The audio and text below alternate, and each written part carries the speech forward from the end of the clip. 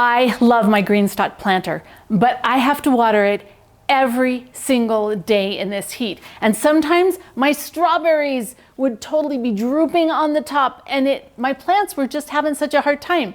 I'm gonna tell you in this video today exactly how we fix that so I don't have to water at all.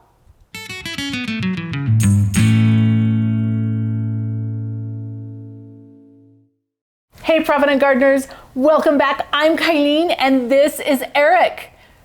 Hey everybody. From the Thirsty Earth. And he is the one who solved my GreenStalk watering problem. I love my GreenStalk, I truly do.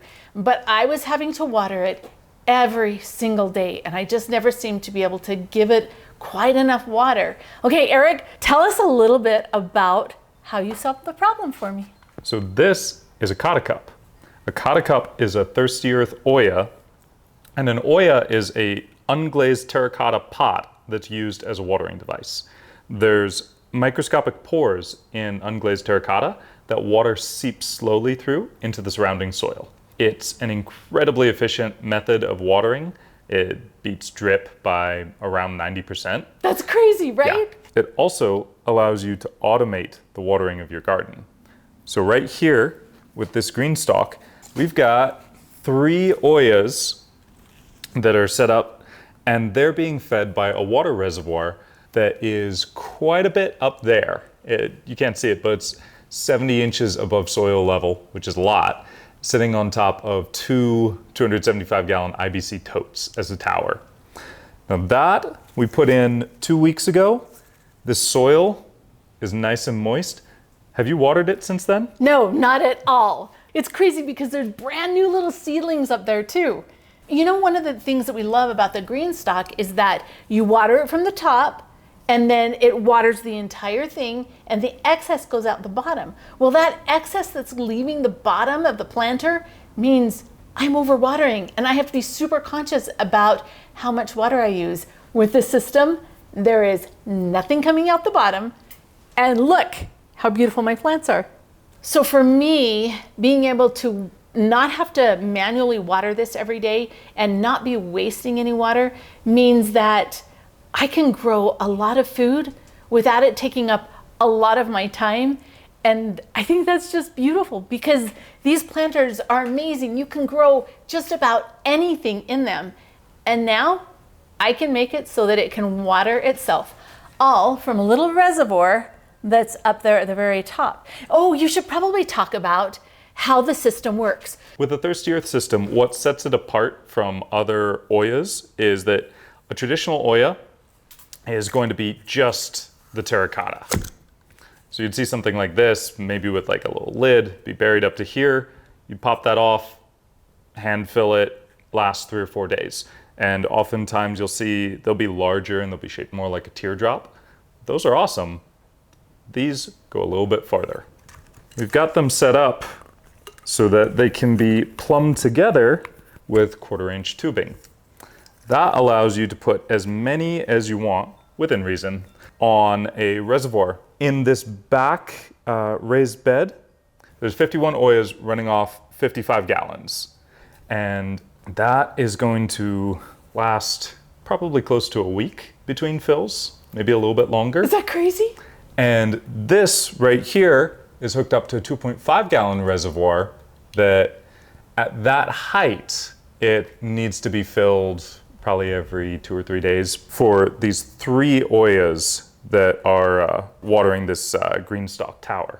They're held together by push-to-connect fittings. So we use push-to-connect fittings so that they're easier to work with and you can pop things apart, put them back together, add oyas, remove oyas, troubleshoot. It makes the whole system modular like Legos. And if you've ever worked with barbed fittings, you know that they're a bit of a pain and are not as easy to pop apart, replace, and just have it be that modular. So one of the super cool things for me, the way that Eric set this up, is that that blue barrel also fills that tank up there. I don't have to do anything except for turn on my water source every few days so that it can fill up. So theoretically, this setup could run like 8 GreenStalk planters, right? Oh yeah, easy. because there's 3 of them, and you do have to find a place where it's elevated, right? It has to be above it. Our system runs off gravity.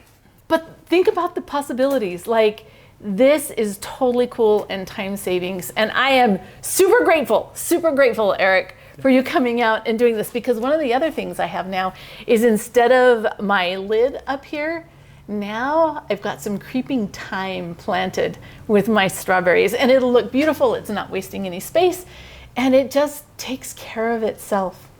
The other thing I want to mention is that with your setup, if you use the Thirsty Earth system, it has a built-in float valve on the reservoirs that we sell.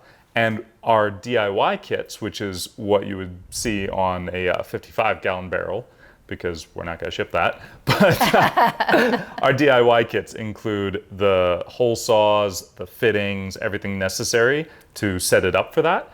And the reason we did that is so that it can be hooked up to a constant water source, or one that you throw on once a day, and be topped off, and the float will automatically shut off the water inlet when it gets to that level, ensuring that you have a consistent water level. It's so cool. It works so well.